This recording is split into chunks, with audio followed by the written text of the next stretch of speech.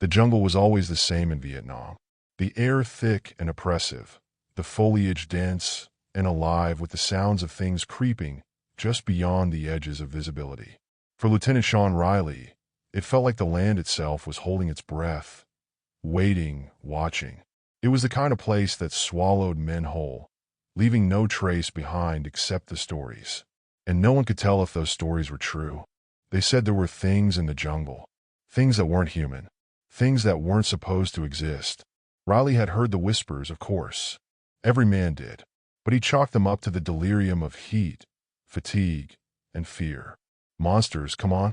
He'd been trained for combat, for survival. He wasn't some wide-eyed rookie who'd believe in superstition. But that was before the attack. It started at dusk, as the sun dipped below the canopy, casting long, twisted shadows across the battlefield. The squad had set up camp near an abandoned village, its wooden shacks long decayed, swallowed up by the relentless jungle. The only sign of life was the sound of insects, distant calls of birds, and the occasional snap of a branch underfoot.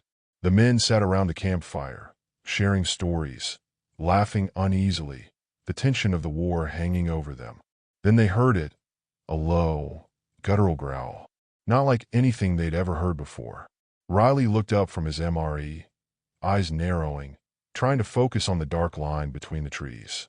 The sound came again, closer this time, followed by the sound of something moving through the underbrush, large, heavy, and deliberate. The men froze. The jungle had its dangers, but this was different. Probably just a tiger, Corporal Dawson said, though his voice was shaky. Yeah, maybe, Riley replied, but something didn't sit right in his gut.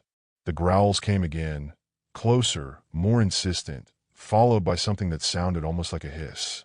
It wasn't a tiger. It wasn't any animal they knew.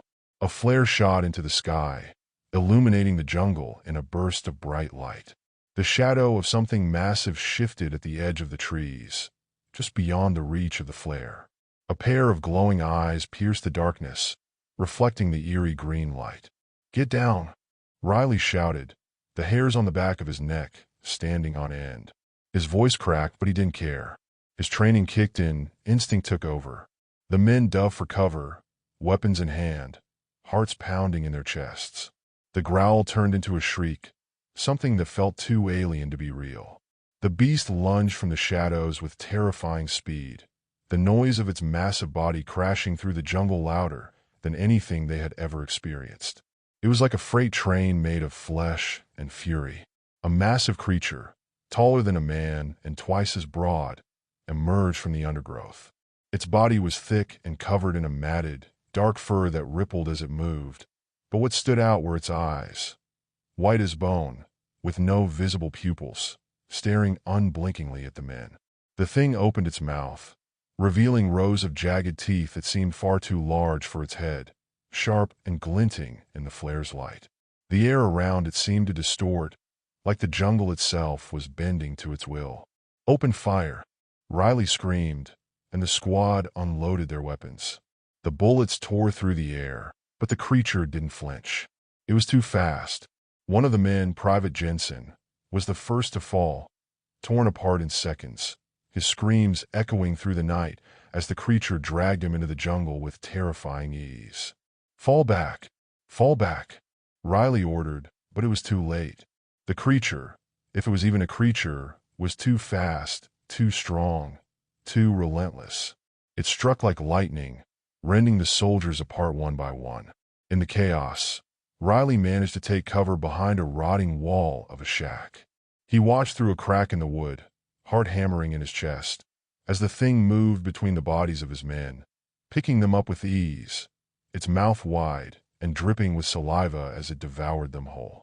The air smelled of blood, sweat, and something rancid, like decay, like death. Riley didn't know how long he stayed there, frozen in terror, watching as his men were torn apart. But eventually, the creature turned, disappearing back into the jungle from which it came, the eerie white eyes the last thing he saw before the jungle swallowed it whole. He stayed low, barely breathing, for what felt like hours. When the sun began to rise, casting a pale, ghostly light over the ruined camp, Riley was the only one left. The jungle was quiet again. Riley didn't speak for days after the attack. He was found wandering in the jungle, delirious, his uniform torn, caked in blood, but with no clear memory of what had happened after the creature disappeared into the trees. His eyes were wild, his movements erratic. When he was finally recovered by a search team, he had only one thing to say. It wasn't human. The men who found him didn't ask further questions. They didn't need to. They'd seen the terror in his eyes. They'd seen the bodies that had been mutilated. It was then that the stories began to circulate. The whispers of soldiers who had seen things in the jungle. Monsters that lived in the dark corners of the forest. Creatures born of nightmares. Things that had lived long before the war and would continue to haunt the jungle long after it ended. They called them the Ghoj. In the old tongue of the indigenous people, it meant shadow beast, and it was said they had been there long before the war, long before the Americans and the Viet Cong. Some said they were ancient, creatures tied to the land itself, guardians of the jungle, birthed from the earth to protect it from the bloodshed that war brought.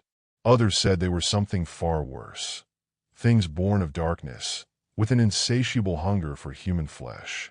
Riley, haunted by what he had witnessed, became obsessed. He dug into the local legends, spoke to the villagers who had always kept their distance, desperate to understand what he had seen. Every conversation led to the same conclusion. No one spoke openly about the Ghoj, but everyone knew of them. The creatures were real, and they were ancient. They had always been here, long before the war and long after.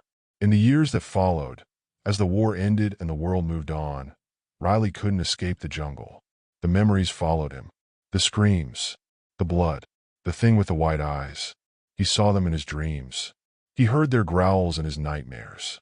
And sometimes, on nights when the wind was still and the air thick with humidity, he swore he could feel them, watching, waiting. The jungle had never let go of him. One evening, years later, Riley found himself back in Vietnam. He had returned to the jungle, not for answers, but for closure. There were no soldiers left, no war to fight, just the dense undergrowth and the thick air. He ventured back to the place where his squad had fallen, the abandoned village. But as he stood there, the hairs on the back of his neck stood on end. The ground felt wrong, the air heavy with an unnatural pressure. Then he heard it, a growl. Low, deep, familiar. The jungle wasn't empty, and the Ghoj were waiting.